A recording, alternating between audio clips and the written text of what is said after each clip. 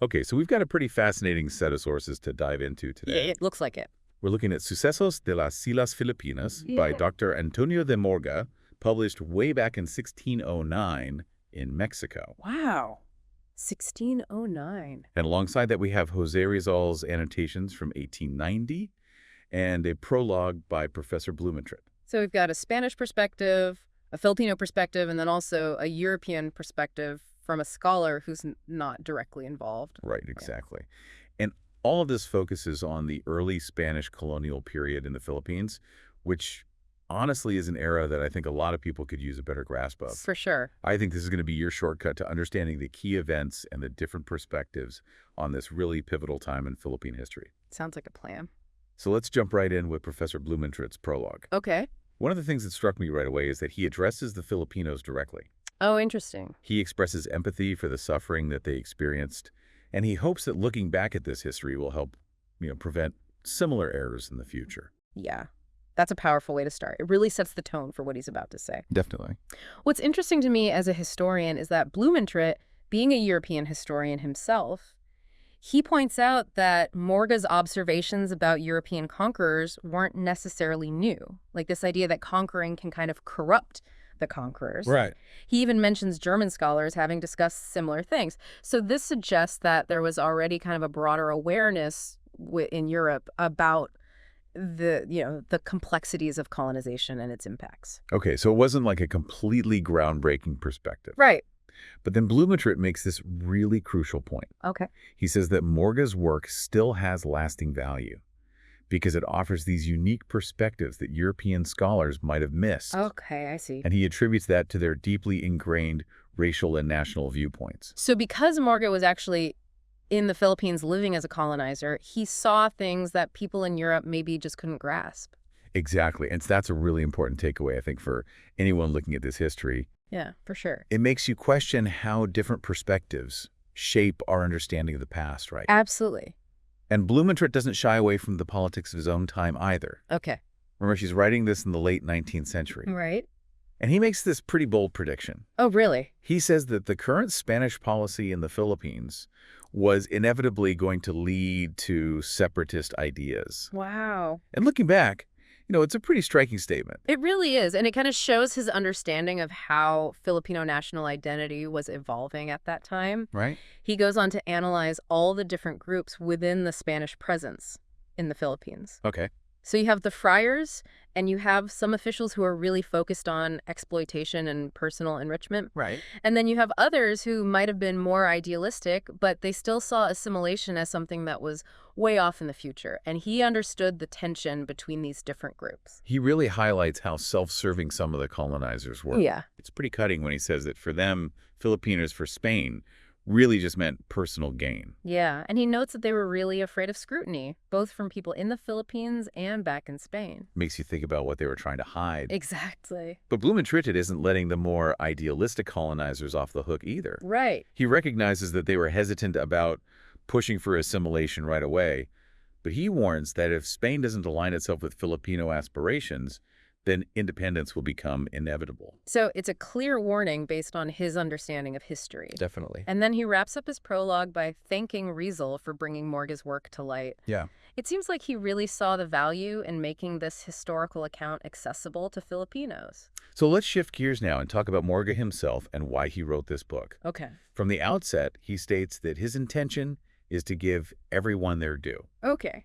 He wants to present the truth, but he wants to do it without bias, without hatred or flattery. And it kind of implies that he felt other accounts might have been a little skewed or one-sided. Yeah, that makes sense. I mean, it's a pretty common goal for historical accounts, right? To present what they believe is the most objective truth. Right.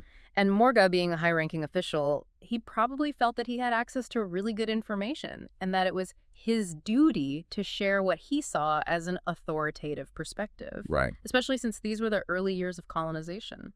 And speaking of authority, we also see that the book received official approval in Mexico in 1609. Ah, so it had the stamp of approval from the Spanish establishment. Yeah, both the Viceroy of New Spain and the Archbishop of Mexico granted licenses for it to be printed. So it wasn't just Morga's personal opinions, it was something that the colonial administration and the church were okay with circulating. Right, exactly. That's important context to keep in mind. And one last thing before we really dig into the content. Okay. Morga dedicated his work to the Duke of C. And in that dedication, he emphasizes that his account is a faithful and straightforward relation of all the Spanish achievements in the Philippines. So again, he's setting himself up as this reliable source of information about how successful the Spanish have been. Right, he's presenting what he considers a very objective record of their accomplishments. Okay, so now that we have a sense of where both Blumentritt and Morga are coming from, let's look at what Morga actually says about those early encounters between the Spanish and the Filipinos. Okay, sounds good. So Morga begins by talking about what he calls the subjection of the islands Okay. and the introduction of Christianity, which, according to him, led to the islands being named Filipinas after King Philip II. Right. But right away, Rizal steps in with his annotations and offers a different perspective. How so? He challenges this whole idea of a peaceful subjection. Okay. He points out that it wasn't just the Spanish coming in and taking over. There were treaties involved. There were alliances formed between the Spanish and local rulers. And of course, there were instances of resistance. Most famously, Magellan himself was killed in battle. It wasn't exactly a smooth takeover. Not at all. And that right there tells us something really important about how history can be interpreted in different ways. Absolutely. Rizal is emphasizing that the Filipinos weren't just sitting around passively waiting for the Spanish to arrive. Yeah, they had their own agency and they were actively involved in shaping these events. Exactly. Rizal also goes on to clarify how the islands were named. Okay. While Magellan did call them the Archipelago of St. Lazarus, the original names of the different islands mostly stuck around. So it wasn't a total erasure of their existing identity. Right, and that's an important nuance. Even as Spanish influence grew, those pre-colonial names and identities persisted. Interesting. But Rizal doesn't stop there.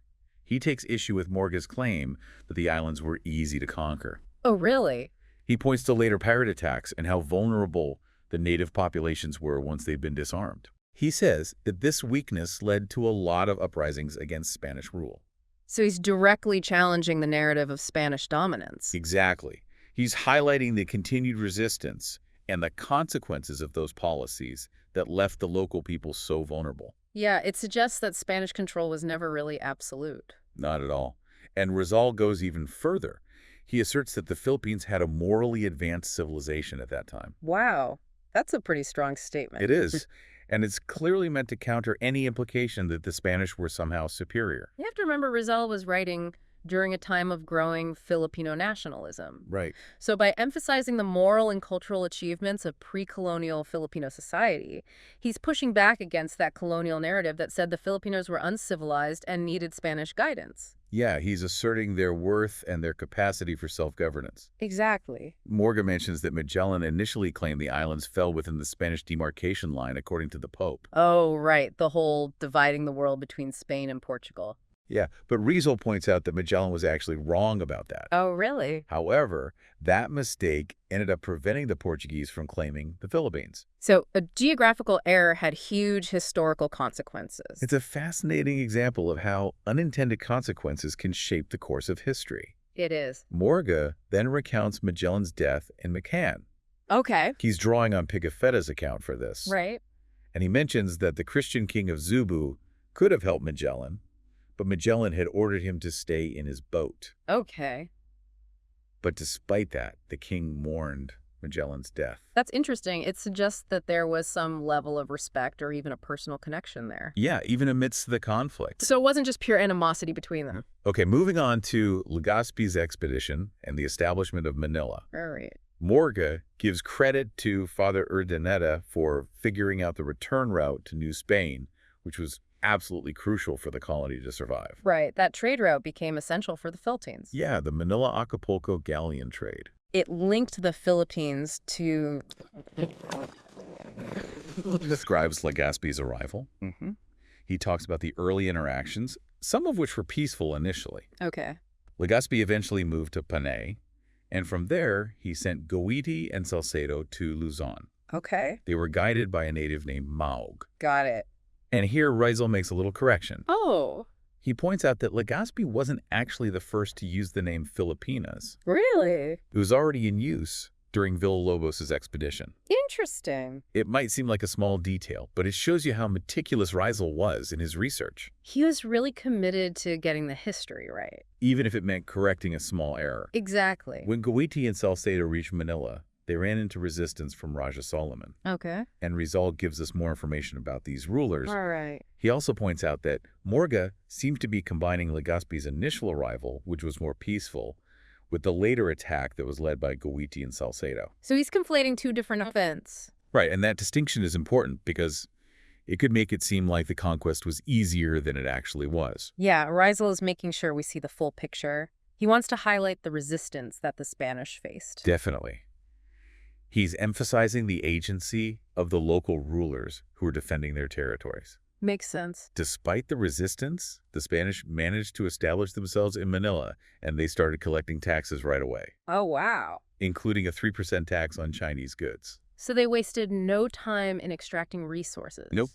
Morga notes that this wasn't initially approved by the king, but it was later formalized. That's pretty typical of colonial ventures. Yeah, the economic motives were definitely there from the beginning. Okay, so what else does Morga cover? He talks about the church and the different religious orders that were involved. All right. He mentions that the Augustinians initially had jurisdiction, but it was later transferred to the Franciscans. Okay. And eventually a bishopric was established in Manila. So the church was a major part of the colonial project. Absolutely. They played a big role in trying to convert the native population and transform the culture of the islands. Working alongside the political administration. Right. Morga also talks about early encounters with other foreign powers, like when Drake showed up.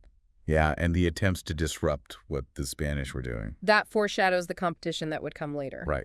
Other European powers were starting to take an interest in Southeast Asia. Especially the Philippines because of its strategic location and all that trade flowing through it. It became a valuable prize. Definitely. Okay, so facing all these challenges, the audiencia and the bishop decided to send a representative back to Spain to ask for more support. Oh, okay. They argued that the audiencia was too much of a burden for such a young colony. That tells us something about how difficult it was to administer the Philippines in those early years. Yeah, they were constantly relying on the Spanish crown for resources and decisions. Makes sense. This led to the appointment of a new governor, Gomez Perez das Marinas. And Morga describes all his efforts to raise money and soldiers, including this very controversial practice of buying enslaved indigenous people to man his galleys. Wow. And here Riesel includes an interesting anecdote. What's that? He tells a story about a soldier who was supposedly miraculously transported to Mexico by witches. By witches? Yeah, but it clashes with Morga's timeline of how long it took news to travel back to Spain. That's a pretty wild story. It is. But I think it highlights the clash between different belief systems. Okay. You have Morga's account, which is this official rational perspective. Right. And then you have these popular beliefs and folklore. It shows how differently people understood the world. Exactly. Okay, so what about Spanish involvement in other parts of Southeast Asia? Yeah, Morga talks about that too. He focuses on Diego Lozo's activities in Cambodia and Siam, Okay. which ultimately didn't go very well. Right. And Riesel is very critical of Boloso and European meddling in general. Why is that? He saw it as being driven by European self-interest, often disguised as spreading civilization or Christianity. Right. He's critiquing the exploitative nature of these encounters. He's basically saying they're just there to take advantage. Pretty much. And how did that impact local politics? Not well. Morga talks about Spanish intervention in Cambodia. Okay. Initially, they were supporting a king against a usurper, but it gets complicated. Of course it does. Riesel points out some chronological errors in Morga's account, Okay. and he criticizes the Spanish for putting a weak king in charge. So he's showing how these interventions can backfire. Yeah, he's saying, look, this is what happens when you interfere in other people's affairs without really thinking it through. You can end up making things worse. Exactly. And that's a theme that runs through a lot of colonial history. For sure. Morga also mentions Governor Esteban Rodriguez de Figueroa's death in Mindanao. Oh, right. He says that Salonga was responsible for killing him. And what does that tell us about the Spanish presence? It shows that there was ongoing resistance from indigenous groups. Especially in Mindanao. Right. It was a dangerous place for the Spanish who were trying to expand their control. Makes sense. After that, Morga talks about a new governor taking over and how the Spanish had to pull back from parts of Mindanao. Why was that? They were having trouble keeping the garrison supplied, Okay. and they were facing hostility from the Holowanos. Right. Rizal criticizes the king of Ternate for not helping the Spanish. So there were all these shifting alliances and conflicts. Exactly. It shows the limits of Spanish power. Yeah, they couldn't control every part of the archipelago. And Morga describes how Moro piracy was on the rise, even reaching Manila Bay.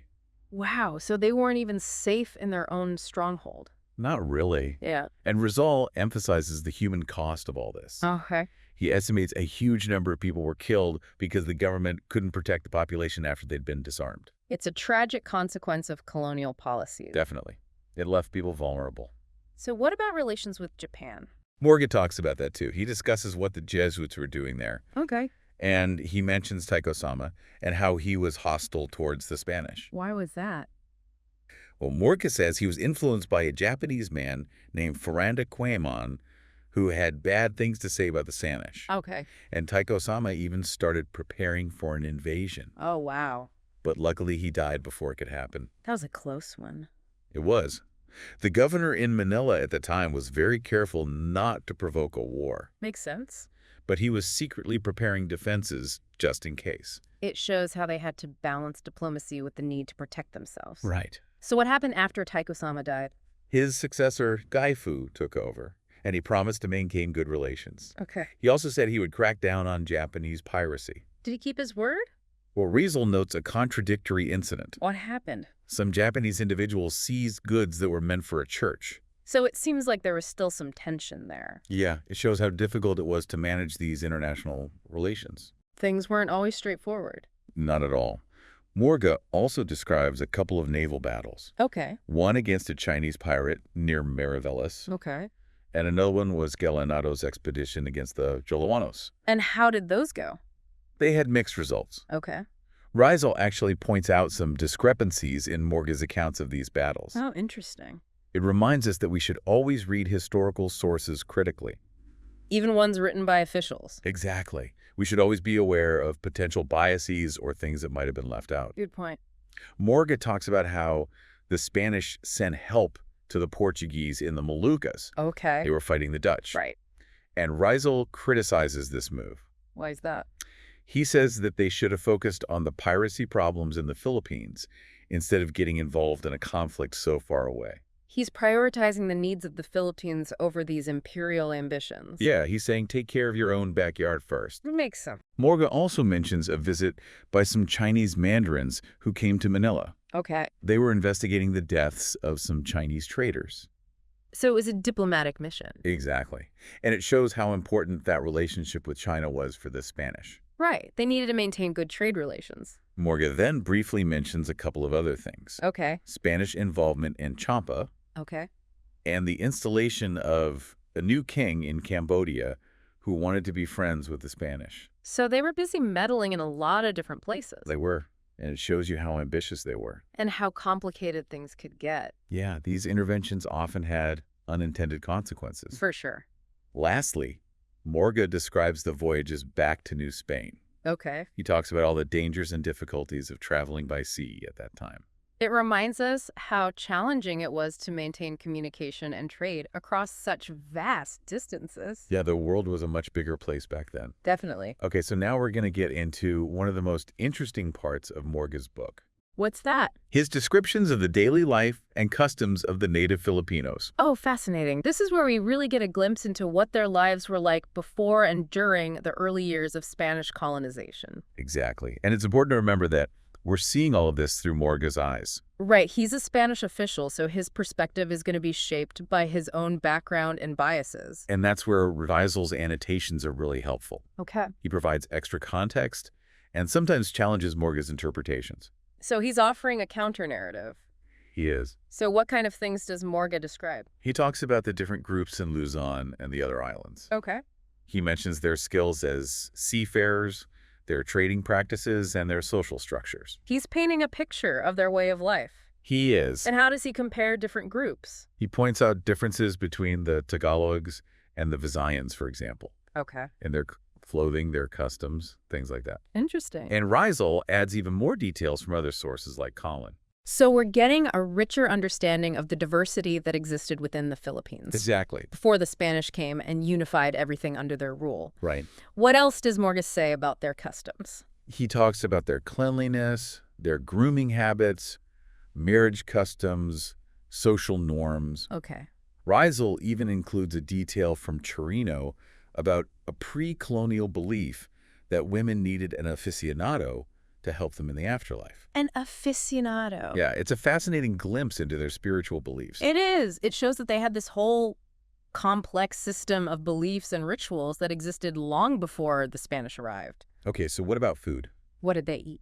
Morga describes an abundance of rice, livestock, and local drinks like tuba. Tuba. Yeah, it's a wine made from coconut or nipa palm sap. Okay. And Riesel mentions that there were large cattle ranches at that time. So they had a pretty good system of agriculture going on. It seems like it. They were making use of the resources they had available. What about fishing? Morga describes their methods and how important dried fish was to their diet. Okay. And he also notes that they used a type of nut called paus as a substitute for olives. Interesting. So they were adaptable and resourceful. Definitely. Okay, what about warfare? Morga describes their weapons and their skill in battle. Okay. He talks about the different types of boats they used, Okay. like the caracoa. The caracoa. That's a large outrigger canoe. Oh, okay. And Riesel notes that the craftsmanship of their weapons had declined over time. Oh, so things were changing. They were. But the fact that they had these sophisticated boats tells us something about their technological skills. Yeah, they were skilled seafarers, and they needed those boats for trade, travel, and defense. Exactly. Okay. So what kind of natural resources did they have? Morga mentions gold, beeswax, civet cats, which were used for perfume, mother of pearl, and all sorts of wood. Interesting. Sounds like they had a lot to offer. They did. And Riesel points out that gold mining declined because of how the Spanish treated the miners. So another example of the negative impact of colonization. Unfortunately, yes. What about the Visayan tattoos that Morga describes? Yeah, he talks about the pintados and how elaborate their tattoos were. Okay. He says they represented bravery. Okay. And Riesel cites Blumentritt for even more context on the practice. So it wasn't just about decoration. No, it had cultural and social significance. Right. Morga also describes their traditional clothing. What did they wear? Well, the men wore loincloths and head coverings, Okay. and the women wore wraparound skirts and blouses. Okay. And Riesel adds some details about the different materials and colors they used and how Spanish clothing started to influence them. So we can see the beginnings of cultural exchange and assimilation. Yeah. Okay, so what about their social structure? Morga talks about the role of the dados, who were the chiefs, Okay. and he mentions the different social classes. Okay. The nobles, who were called tamaguas, the commoners, and the slaves. Okay. Riesel points out that women had a relatively higher status in Filipino society compared to European norms. That's an important point. It is. It challenges our assumptions about gender roles in the past. Yeah. Morga also describes their customary laws and how they resolved disputes. Okay. And he talks about their marriage practices and inheritance rules. It's fascinating to learn about these different systems of governance and social organization that existed before the Spanish came along. Yeah, it shows that they had a complex society with its own laws and customs. Definitely.